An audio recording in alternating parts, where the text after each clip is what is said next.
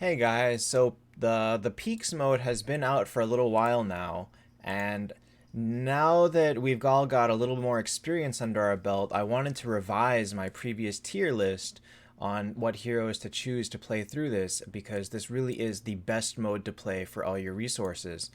Um, this is what I follow. The general rules are basically the same. You need one tank, ideally one to two cleric healers. And then the rest you pick a faction. You really can pick any faction you want, but assassin, mage, and or not assassin, mage, and cleric heavy are really the three best choices to do. Wanderer heavy works, but you kind of need to build really heavily on wanderers. And warrior, well, warrior's more for defense than actual offense. I lose to warrior defense teams on offense quite a bit, but it's hard to win with them because you just don't do enough damage. So the I have split this. I added a new B tier. Up above, you can see I've put a slideshow of teams that I've won 10 times with. You're welcome. Go ahead and pause it if you see a team that that you like and all that stuff. So I've split it by S tier, A tier, B tier. Now the way that this works is obviously just filling your team with S tier is not enough. You need to have synergy. You want to build any sort of aura, whether it be class aura. Class aura comes first, and if you can make a class aura, then go ahead and try to make a faction aura, meaning like three alliance, three elf, that kind, or unity, that kind of a thing. But work on getting your class aura set first, like three wanderers, three mages, three clerics, all of that, because that's much easier to build and is a little bit less luck reliant on specific heroes. So this list mostly speaks for itself, but I'm gonna go through each category kind of quickly. So for warriors, I like Walnir as a tank. Number one, he's just super hard to kill. Um, with him as your tank, you can build the rest of the team non-undead, non-warrior, and he will survive to the end almost every time. Same with Paladin. Paladin is, in my personal experience, he just lives forever. And with add a little bit of cleric support, and he really will carry you. You'll notice I moved Monkey King down. He just doesn't have the same kind of survivability. His reflect damage is not as amazing at 5 stars. His revive is not as amazing. He's just not as tanky. If you have him with a good damage reduction artifact, he could do decent for you, but he's so rare that by that time you've already got another tank who's doing really well for you, and you don't really have the chance to try him out. Um, I don't think he's as super strong as the other two that I listed as tanks, which is Walnir and Paladin. Valkyrie Nameless King, obviously they're high power, but they cannot tank. So if you've got them, try to build a different aura around them because you won't be able to do, because they will take up a slot on your team with Warrior, which generally isn't the team that you build or isn't a class that you build your team around. So try to build like a Unity aura or a. Very often, actually, you'll find that I use the pure aura, 2 heaven, 2 elf, 2 alliance. That one ends up being pretty good because of some of the heroes in it. I moved Minotaur down because honestly, he just doesn't survive as long as Walnir or Paladin for me. In the new B tier, I added Scud. Scud is a horde guy. He's basically like a small version of. Oh, where is he? He's basically a smaller version of this guy, a smaller version of Gollum. Like he adds burning when people hit him, which is pretty good, but he's a warrior. But he is lower star, so probably not as good as the other ones. And honestly, I'd like Gollum better because he is a wanderer and it's easier to build a wanderer aura around him. Um, for so then I'll move on to, well, yeah, warriors really you only want one if that, because your tank doesn't have to be a warrior. So moving on to clerics. Now clerics is where I'm gonna have the first double star character, Skuld, because Skuld is super broken in this mode. As long as your damage is somewhat half decent, she will single-handedly transform it into an amazing team because she'll revive your damage. Skuld, if you see her and your team isn't total trash, you've pretty much, it's a really high chance you're going to win 10 with her because she is that good. And she's not that common. You see her maybe 1 in 10, 1 in 15 runs or so, something like that. Pretty rare. Phoenix and Dro are self-explanatory. They're very strong, but they're not single carries. They're not like, the reason that I have Skuld with stars and Dro and Phoenix without is, let's say you have a team of 5 Wanderers and you throw Dro into that team. Dro is not going to do that well. If you throw Skuld into that team, your team's going to be amazing. So in more situations, more wild situations, Skuld will be better for you. Phoenix obviously is good because he's Phoenix. Dro is good. Mega is great. Changes to this is I moved Corvin Messenger. I had Corvin Messenger down in B, but his damage is pretty respectable, so I took him up to A. I moved the Foreign, Harun, Axel, and Dragon Follower down to B. They're like, they can heal if you need them to, but they're not super great at it. Their damage is okay. They're kind of there if you just need to fill in a Cleric aura in a pinch, and they are more acceptable than a lot of the other worst clerics out there, like Witch Doctor, who doesn't heal, and his damage is middling at best. Assassins, I added Akash. Akash is very unique because if he gets his skill off, he buffs the rest of your team's crit rate, the rest of your assassins. So if you have Akash, or if you're building an assassin team, you really want Akash. The reason that I have him below Amy is because he needs to be in an assassin team to work. Whereas Amy's damage is just great, and since she's an elf, and elf has a very strong showing in this mode because of all the really useful heroes. If you look below, I have a lot of elf wanderers in there, and obviously Mega is an MVP of peaks, so it's easier to use Amy in a team even if you're not building assassins. Lindbergh is just crazy. If anybody dies, Lindbergh steamrolls. Kind of the same with Bale. The moment someone dies, Lindbergh gets another skill off, and then that's like permanent stun on their backline because Lindbergh is so fast. So then I put Aiden up top because Aiden has healing. He has survivability over all the rest of the assassins. I think Amy's damage might be slightly better, but I like Aiden's healing. Zexanoth is a common one. He's very common. You'll find him a lot. He's good as a tank because the reason that he's good as a tank is because anytime someone hits him, they lose energy. They lose 6 energy, meaning that they will have 94 after they hit him on turn 1, and they won't be able to fire their skill unless you hit them first. But in the case that you don't, he drains their energy and prevents them from firing. That's why he's nice to have up front, but his survivability is not amazing, so if you've got better options, take them. So I moved him down a little bit because his damage is not as amazing as the other ones. Amy hits like 3 people, Aiden hits 3 people, so their damage is a little bit more reliable than Zexanoth.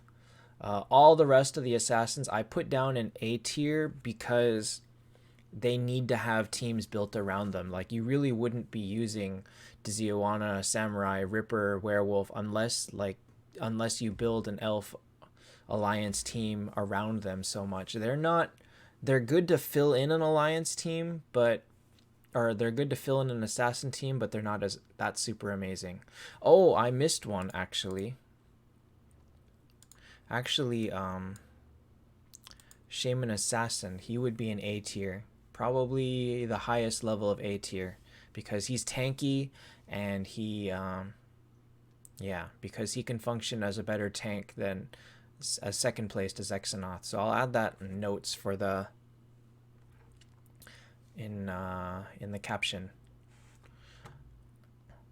So assassins come out to be one of the strongest teams to build.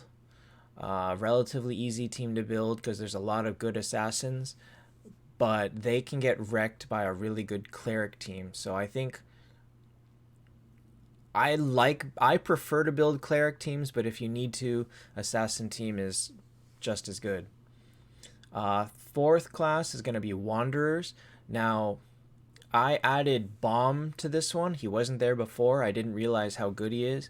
The thing that makes Bomb amazing is that his skill does 240% damage. If you look at everybody else's skill, their skills do anywhere from like 60 to 130% damage to multiple enemies. And this guy comes and does 240% attack to all 6.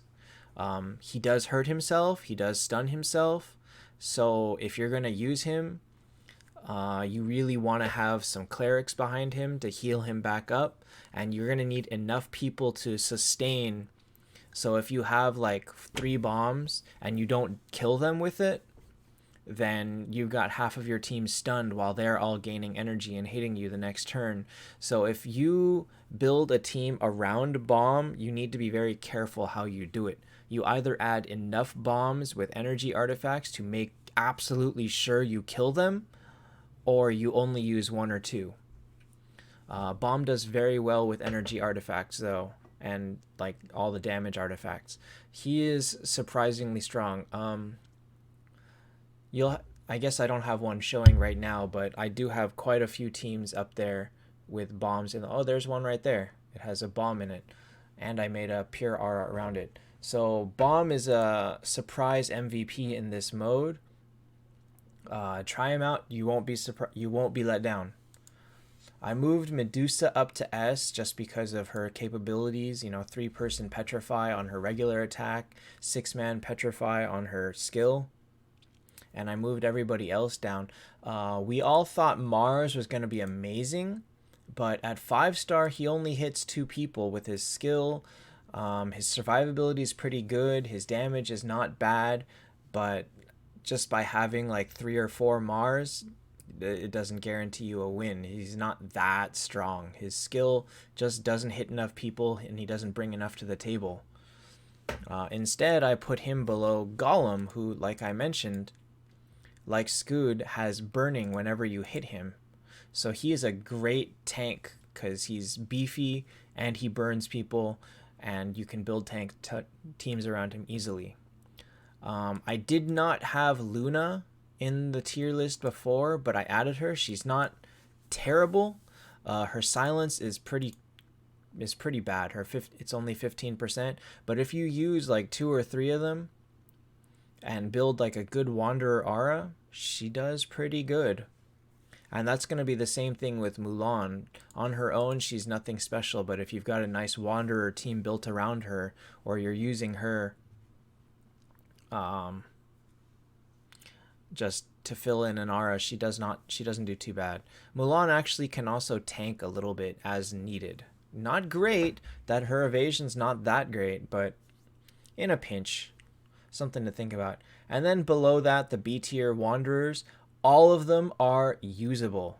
If you're just going to fill in a Wanderer team of 5 or 6 Wanderers, any of those 5 will be great for you. And if the more of them you use, the more chance you have of, because 3 of them are elf, the more of them you use, the more chance you have of building a nice aura with them in it, or like an actual faction aura with 3 elves, or with 6 elves, or 2 elves with pure aura. Something to think about. They're all very well usable.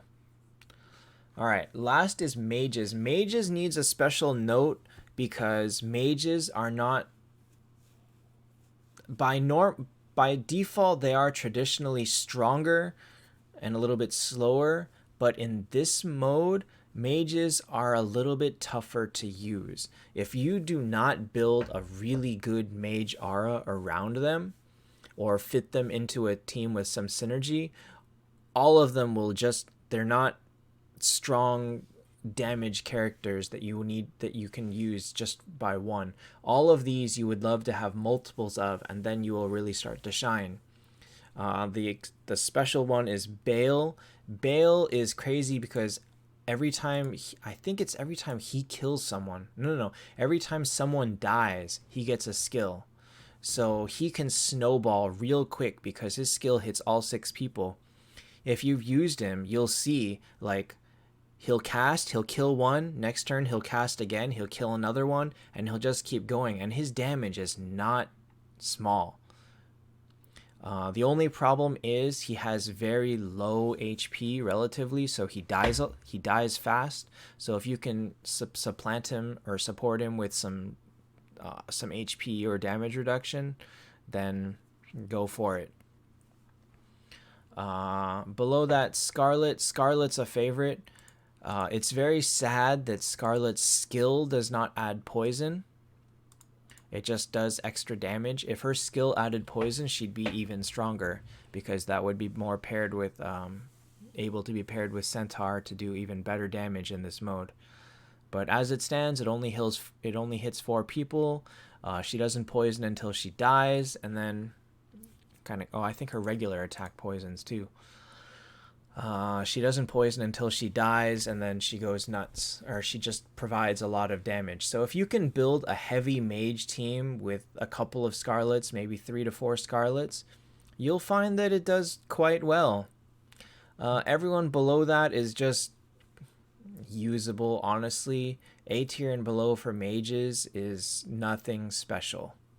One of the few ones that are probably more reliable is Saw Machine, but he's very rare and he's also very niche, so you might want to keep him around if you find that you're facing a lot of clerics. Reaper is very good versus warriors, but for any of those you need like 4 mages, otherwise the mage aura doesn't work that well. And then the B tier mages are just, if you're building a decent mage aura team, then they can be used to fill it in. Now, I follow my own tier list and stuff like that, and this is how I placed this week. I have 494 points, which is currently in first place. I don't know if I'll end there, but we'll see. So, I hope that you guys can take this advice and use it to place very well in peaks, because really these rewards are just so good. All you have to do is get 4 or 5 wins and you got your gems back. And that's not too hard to do as long as you use this to get a guide of what heroes to choose. It's very easy to get to 3 as long as you've got a tank and some damage. And so I hope that this helps you put together a team that can, at very least get there. Obviously, that's no guarantee because luck plays into it at all points, but so be it. So this is my updated tier list. I think this should be final unless we discover a new meta, maybe a new hero comes out. So I hope it helps you guys, and good luck on your peaks runs. May you earn a ton of gold keys every week.